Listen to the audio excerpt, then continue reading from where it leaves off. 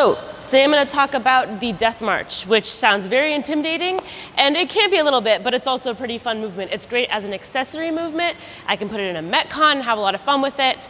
It is effectively a walking deadlift with a unilateral bias. So instead of using both legs to deadlift my weight, I'm going to take a small step, a little bit smaller than you would for a lunge.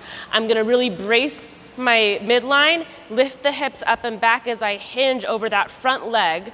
And you can either stop here with your chest parallel to the ground, or if you can maintain, if you have enough mobility, we can tap one head of both dumbbells down to the ground. I'm going to press about 70% of my weight through my front foot and take about 30 in the back foot, using it almost like a kickstand leg.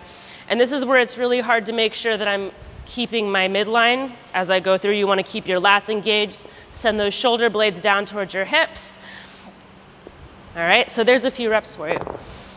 When you do your deadlift, you want to be thinking about feeling it all through the underside of that front leg, okay? So your back is engaged kind of statically to hold the weights, right?